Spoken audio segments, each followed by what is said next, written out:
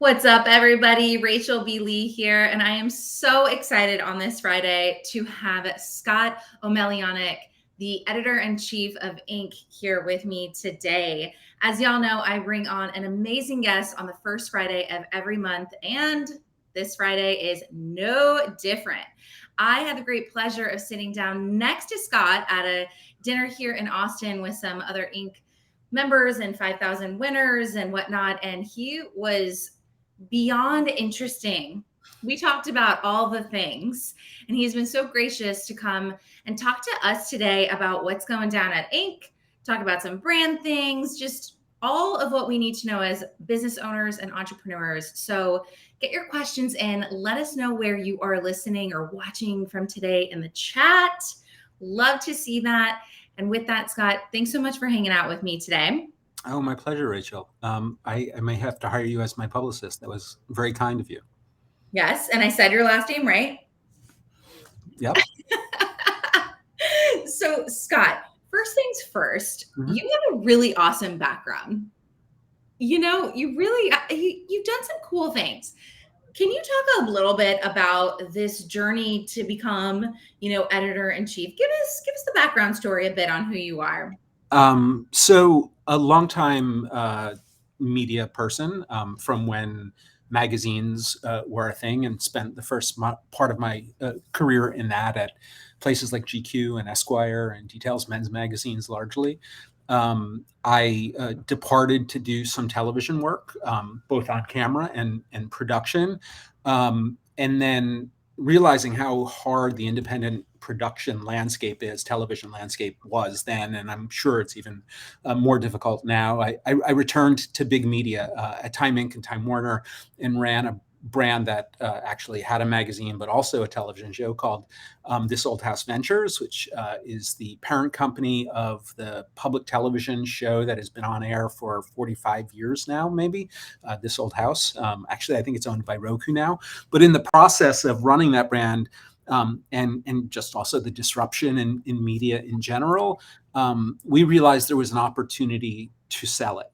And ultimately, as Time Inc. and Time Warner, which were once the largest publisher and the largest entertainment company in the world, and both of which now no longer exist, which is another story to tell.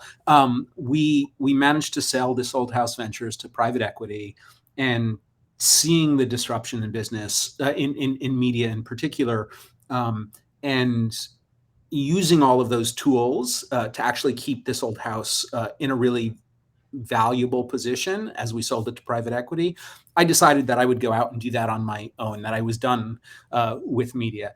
What I didn't realize was that the toolkit I had to disrupt the disruptors was a good one, but I lacked some other fundamental elements for success, which were, one, I was a terrible, terrible salesperson. So I was bad at business development, and I was worse as a bill collector. So when I finally got a client, and they said they couldn't pay me, I would be like, okay, no problem. I'll wait. Not realizing like it's a kill what you eat world, having been in comfortable corporate America for so long.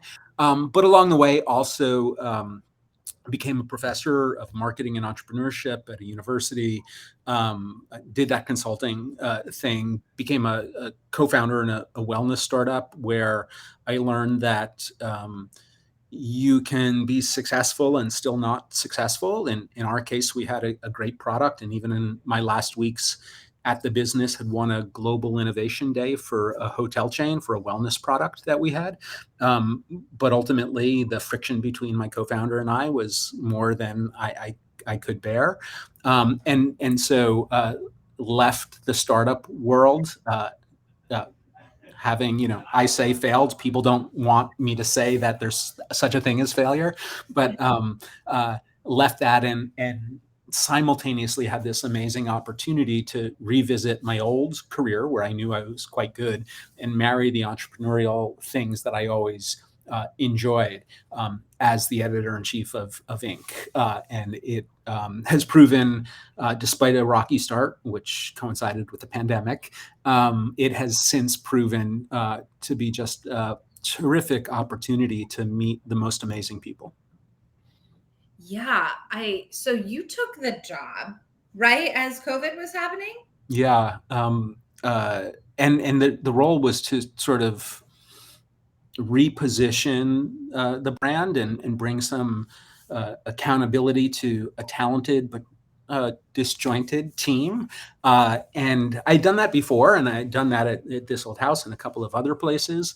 I don't think I had any appreciation for how much harder that would be to do remotely than I had done it, in person, because you're the boss and you make a decision and you understand that it's absolutely the right decision to make, and you deliver that information over Zoom, and it might be uncomfortable information for the people who are hearing it. um, then the Zoom goes off and they're left to talk with each other on Slack while you're off doing something else. Like, you don't pass in the hallway again, you don't see each other at the coffee urn or whatever, and so they forget you're a human being, right? And so in that absence of communication, lots of paranoia can build up, and I don't think I realized that at all at first. So the first, I would say, the first year here was quite rocky, and probably more than anyone else, I was grateful for the vaccination, because we started doing live events again, and that's why I came here, to meet business founders and hear their stories, and that was terrific. So it all seems like a long time ago and yesterday at the same time. Yeah, absolutely. And something that we've started to talk about is this idea of disruption. And wow, it seems like you kind of have you have a good taste of disruption, leading through disruption. I want to talk about that because I feel like we had COVID, which was a different kind. We were all experiencing a major disruption in our life. Yeah. Now, or a few years later, and it feels like, for the business owner, entrepreneurial community, that we're in another time, another phase of this disruption, the after effects of COVID, the economic uncertainty, which I hate freaking using those terms, Scott, but like the reality is politics is kind of crazy and the world is a little bit crazy. So there's this undertone of that. And we have a really changing environment when it comes to marketing and content and media, Inc. being at the forefront of this change, led by AI, really. And so I want to know this. Well, I want to know a bunch of your perspective. So one, as you're leading a company like Inc., how are you navigating the company's disruption? Because it is, like you mentioned, a magazine company that is been disrupted over the last several years. So what are you as the leader in a company handling that disruption? What are you doing? And then from there, what can we as business owners take and apply to our businesses, right? So that we're disrupted, not completely interrupted from running. Yeah, I think that's an important distinction. I also think it's really valuable to have thought about, or to set aside time, for all business owners, I think, need to do this, to understand what their brand purpose really is, right? And your brand purpose is not the thing you do, right? So at Inc., our brand purpose, you said you said we're a magazine company. I would argue with that. We're not. We have a magazine that's part of what we do. The reason Inc. exists, and we're a lot of other things as well, but none of those things, a website, a recognition program like the Inc. 5000, the 5,000 fastest growing companies in America, right? None of those things, events and getting founders together, none of those things are our brand purpose. Our brand purpose is to support the American entrepreneur. Now, the person who came up with the idea for this print version of Inc. magazine, that was essentially his brand purpose, his vision for the brand as well. But his expression of it was a magazine. As time has gone on, consumer habits change, competition changes, right? We live in an attention economy, so Inc. has had to evolve as well, right? So what was Inc. magazine became Inc. magazine and Inc.com. It became the Inc. 5000, those recognition programs. It's the Inc. conference that we have, our founders house, all of these uh, other things, but they all come back to this central point of providing support for entrepreneurs, right? So when we have a dinner like the one I met you at, or we have Inc. Founders House at South by Southwest, or at Black Tech Week, or in Atlanta, wherever we have them, the idea is to be there and have the conversations that we know are important to business founders, ones that will make them feel like they're not alone, that they're understood, to amplify their successes when those are deserved and help give them the information that problem solves for them when they need that, right? So that's our purpose, is still to support the entrepreneur. And 10 years from now, it might be something very different indeed. We might not have a print magazine at all. The website might be a shell because everyone is living on Web3 and has direct social feeds, right? But fundamentally, we will still be doing the thing that we think's best supports entrepreneurs. So I would ask everyone who has a business to think about what it is that they really do. And it's not the thing they make or the thing they sell, but it's what's underneath that all other things being equal, consumers still choose you. Another great example of this is, it was at This Old House, which I mentioned, right? So This Old House has been on television for 45 years. It gave birth to HGTV, and it was spoofed on Saturday Night Live and on New Yorker cartoons and all of these things. And everyone talks about Bob Vila and Norm the Carpenter, and the television shows were about these big remodels. I had this sense that you couldn't be around for 30 years, and it was about 30 years when I entered the picture, um, uh, just because you were the best at showing remodeling on TV, right? That there had to be something else there, because not everyone might be interested in the technical aspects. Not everyone might be able to afford. And so we started doing some research, and what we found out, and what made This Old House a brand that had essentially 3 generations of consumers. So people who grew up watching it with their parents were now watching it with their children. The thing that resonated over and over again was not that they're the best craftsmen on TV, not that the projects or the reveals are that interesting. What resonated for people was watching this television show, reading this magazine, going to this website, makes me confident that I can create a safe space for my family. And that was what our purpose was, to help people, give confidence to people to create a safe space for their family. How much more profound than Trading Spaces or whatever television show was on HGTV is that, right? How much more emotional is that? How much more fundamental in Maslow's pyramid hierarchy is that, right? And so with that knowledge, we were able to grow all aspects of the brand at a time when media was in profound disruption. When we were in the middle of the last recession, a housing crisis driven recession, This Old House was still on Ad Age's A list because we were so successful. And we were so successful because we understood really what mattered, what the real brand purpose was. And so I think that's an important thing for every business to do, because not only does it help clarify things for you at a time when employees don't want to come to work or whatever, whatever it may be, like there's a mission here. Now, like people can get behind a mission more maybe than they can behind selling a product again and again and again, right?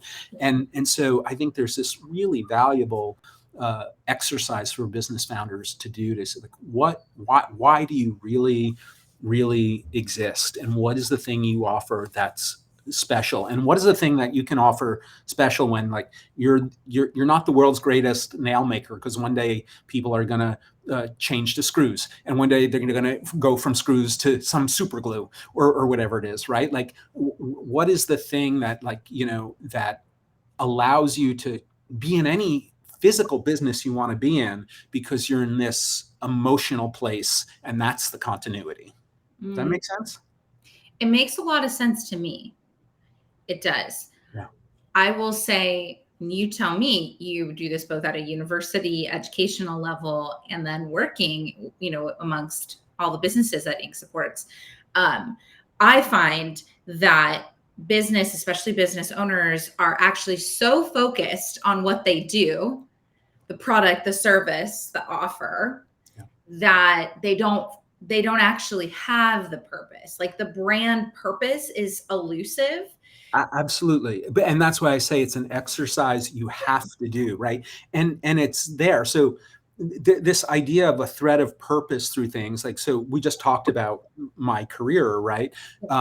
There's a personal purpose too. And when I look at my like LinkedIn profile, to me it looks like, a pinball machine track. Like I'm all over the place. There's no coherence there. Like this is what career management isn't. But when I stop and I think about it, it's like, what did I do as a journalist? What do I do as a consultant? What do I do as a professor? What do I do now in connecting founders? There's this through line of education, information, and facilitation that exists, right? And I will guarantee, as much as anything is guaranteed anymore, that if you go back and look at the reasons for why you created your business, you can find that similar sort of deeper, more emotional thread that will help you transcend changing competition, changing consumer behavior, the bottom falling out of the pricing of your business, because you'll figure out how to pivot at each of those stages, and stay in business a really long time because of it. So yes, intentional exercise that you have to do because you are in the weeds, but if you can carve out just a little bit of time to do it, it'll pay off that one day when you wake up and you realize, like Time Inc., the world's largest publisher, realized that shit, everyone's reading on their phone, not in our magazines. Yeah, I absolutely love that you're talking about this thread. That's exactly what I talk about as well in building your personal brand, building your business. There's just a huge quilt, and there's pieces, one string of each fabric, and you're making a blanket. But Yeah, yeah, yeah. And the blanket, when it's finished, doesn't look like the constituent pieces of it, right? right, Um, it uh, makes sense when it's all together. Another great example that anyone can use from the personal purpose perspective is to go and find the YouTube video of Paul McCartney on carpool karaoke, right? So you would say, why is Paul McCartney important? And whether you were alive when Beatlemania existed, or you're much younger than that, you would say, well, he was a Beatle. It's the music. He's one of the world's greatest pop singers.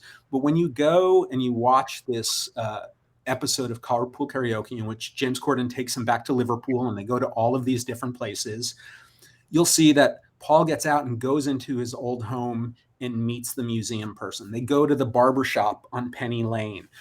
He stands by himself for part of the episode in a bus shelter, playing a harmonica with a hat on the ground, busking. He does an impromptu concert for people in a pub at lunch, none of whom were alive when Beatlemania was a thing. And yeah, music is the tool he might use, but like the thing that is his purpose in that moment is clear, because he's talking in a barbershop, he's standing by himself in a bus shelter, or he's in front of a crowd. Like he's trying to create these moments of joy for people, right? And I'd argue that, like, Paul McCartney's real personal purpose is he could have been a bus driver and he still would have figured out how to bring joy to people. He just happened to do it through music. Yes, yes. That is a great example, actually. And perfect as we talk about this idea of disruption, because here's my question to you. Do you think that the businesses that understand their purpose the most, this emotional connection to their customers, is really what you're getting at too? Is that how you will face disruption?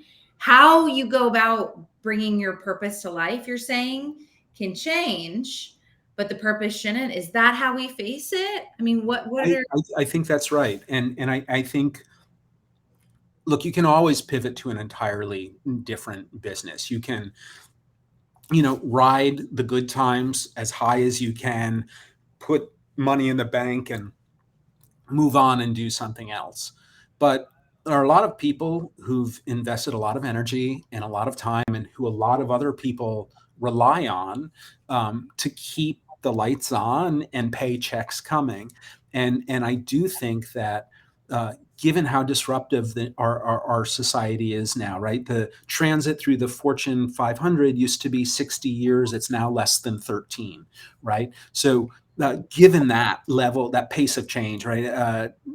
Someone once told me, obviously, things are changing faster than they ever have. And the scary follow up to that was, and they'll never change slower than they are right now, right? So with all of that, how do you use all of the tools that are available right now, or all of the tools that become available? How do you take advantage of consumer behavior now, or the way consumer behavior might change, to keep the lights on, to allow those people who are taking the paycheck home, right? As a CEO, as a founder, yes, you have immediate agency over yourself, but there are ripples around you, right? And those ripples are people, and those people have families, right? So how do you, and then, by the way, that's a whole huge burden on business founders and business leaders that a lot of people don't understand, because we do feel responsible for the people who work for us, especially in small businesses where we tend to know them. But how do you use those tools in a changing environment? You mentioned that you might want to discuss AI a little bit. That's a perfect example of this, right? How do we use, not be replaced by AI, but use it to be more successful, to achieve the purpose we have decided our business exists for? Yeah. Well, can I ask you, I mean, on that specific topic, how is Inc. approaching it? I mean, you are a content beast. Yeah. I mean, that's so much of what y'all do. So what is the approach? So right now, in full transparency, we use no AI to create content. Um, uh, and when and if we do, that will certainly be clearly labeled. We want and believe that in our support of the entrepreneur, part of that support is making it clear that there are people behind this brand, behind the Inc. brand, that it's just not a transactional beast of a media company, right? That is faceless, but there are people here who care about the people out there, and so for us, making sure that there's a human interaction in our content right now is very important. Another aspect of how we pivot around that is that we understand the value of community, and in-person interactions, and that is increasingly becoming an important part of our business. Now, we try to deliver the same value that you would get 30 years ago in Inc. magazine today in an Inc. event. In fact, we even call our big events live journalism. But part of the disruption of AI will be moving our business into a more white glove, face-to-face, human-centered business. But we will figure out how to use AI to support our content efforts in a way that makes sense for us, that allows our journalists to do more, or have their job become easier, not to replace them. Yeah. Well, it's really interesting, actually. I think that's very cool that you're sort of taking a stance right now to say we're not going to be using AI. I would say that is very unique. And well, we won't use it until such time we feel like it adds real value, and yes, we will disclose that fact. and you will disclose it, which I think is part of where some of the evolution is going to be, especially from a technology standpoint. I know Microsoft and some of our big behemoths out there are working on cool tools that when you see a post, it will be able to say AI assisted or not. Mhm. Is, especially for instance, Microsoft owning or investing so much in OpenAI, and then you have LinkedIn's connection. So I think that there is something cool that's happening at that big tech level, and then a company like Inc. to work alongside that and say, we're actually going to be super clear to our people when we're using it. That is very unique and aligned to your brand purpose, I would say. I think so, right? So just for people listening and watching, like, you see he's leading this company and making very strategic decisions that are aligned with that purpose, not what everyone else might be doing. So that's really cool. I love what you said too about this, like, human centered. Obviously at Standout Authority, we're on that train like 1000%. That is our value proposition around humanizing marketing. The idea of in-person events, Scott, and kind of doubling down. So what I'm hearing you, in the face of disruption, there are some strategic messaging, strategic things that you're taking as a company to back your purpose, and doubling down in new areas where you think your people, your customers, need the most. And you're saying live events is one of those. Absolutely, right. And part of that is becomes a branding issue for us too, right? So um, uh, people will say, "Oh, Inc. magazine." In fact, on LinkedIn, depending upon when someone watches this, it might still say Inc. magazine on our profile, right? But in fact, Inc. magazine is sort of a legacy thing, and we're in the process of rebranding so that Inc. magazine, generically speaking, will be Inc. Business Media. Now, when you get the magazine, you will have Inc. magazine. When you go to the website, you'll be on Inc.com. If you go to the Inc. 5000, you'll be at the Inc. 5000. But in all of our other communication, we have to, sort of telegraph that we're not just a magazine, and we're Inc. Business Media, and so the ink, the brand is still there, the category of what we are is there in the business word, and media sort of really encompasses everything that we will likely do in some form, right? Because that is core to most of the people who work here. But that is not an insignificant and uncomplicated change, and its hope is that it future proofs things, that it removes sort of less than modern connotations that people might have for what a magazine is, helps move us forward. We live in a landscape where so at the start of my career, I had the good fortune of writing about fashion designers like Ralph Lauren and Giorgio Armani and Gianni Versace. And it was remarkable to learn branding lessons from them, because um, they singularly, in most cases, created a vision of the world that didn't need to exist at all, and convinced everyone that we absolutely had to be in it, right? So you had to wear that polo shirt and those, boat shoes. You had to have this slick Italian suit. That was who you were.